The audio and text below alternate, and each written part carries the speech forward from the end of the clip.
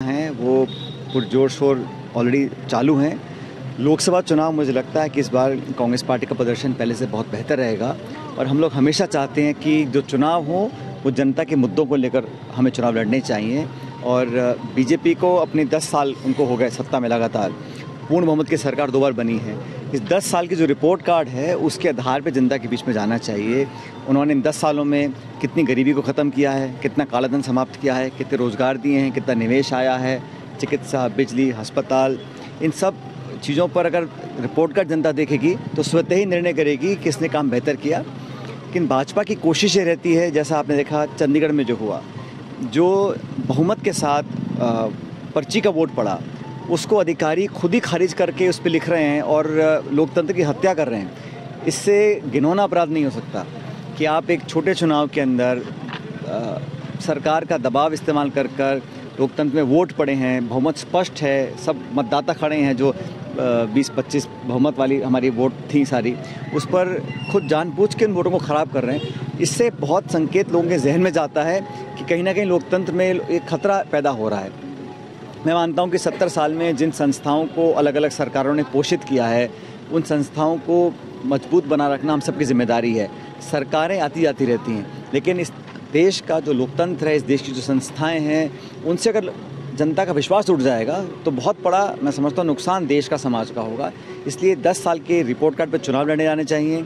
और जो हाल ही में हमारा इंडिया गठबंधन बना है, ये बात बिल्कुल सही है कि नीतीश कुमार जी पाला बदल गए एक बार फिर और बीजेपी के साथ चले गए हैं।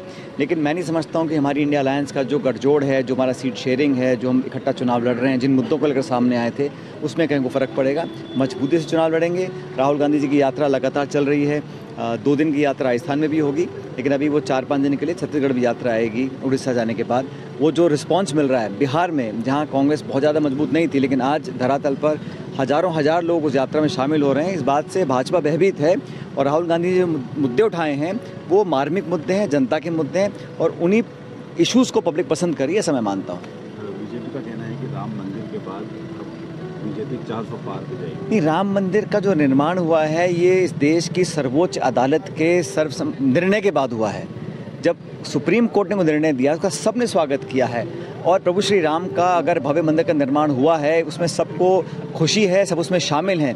लेकिन उस निर्माण का श्रेय लेना, भगवान राम को सीमित कर देना, भगवान राम कण कण में है, रोम रोम में है। और मैं कई बार कह चुका हूँ, भगवान राम के बिना इस सृष्टि की कल्पना नहीं की जा सकती है। तो अब इतना व्यापक स्वरूप किसी भगवान का हो, सबकी आस्था उसमें हो, और राम किसी एक दल, एक समुदाय, एक सरकार, एक नेता, एक पार्टी, एक देश के नहीं है, पूरे ब्रह्मांड के हैं। तो उनको सीमित कर देना और उस पर राजनीति की दृष्टिकोण से उसको देखना, उसको मैं गलत मानता हूँ। इसलिए पब्लिक इश्यूज़ को लेके जज्बातों से परे हटकर वास्तविकता में चुनाव लड़ें, मुद्दों के आधार पर, इश्यूज़ के आधार पर चुनाव लड़ें, और कांग्रेस पार्टी का परफॉर्मेंस राजस्थान में बहुत बेहतर होगा इस बार। विधानसभा चुनाव में पार्टी को हार मिली, तो अब क्या मुद्दे हैं जिनके बीच लोकसभा? अभी सरकार को बने 1.5-2 महीने हुए हैं, अभी पूरे पंचायतों में काम ठप है, कोई डेवलपमेंट का काम हो नहीं रहा, खाते सीज कर दिए हैं, कोई इंफ्रास्ट्रक्चर का डेवलपमेंट का काम नहीं हो रहा। पुरानी सरकार के जो काम हमने सैंक्शन किए वो रोक के बैठे हुए हैं। सरकार बनने में समय लगा, मुख्यमंत्री बनने में समय लगा, मंत्री बनने में और समय लगा, मंत्री को डिपार्टमेंट देने में और समय लगा। तो ये जो कन्फ्यूजन चल रहा है, इससे कहीं ना कहीं विकास प्रभावित हो रहा है।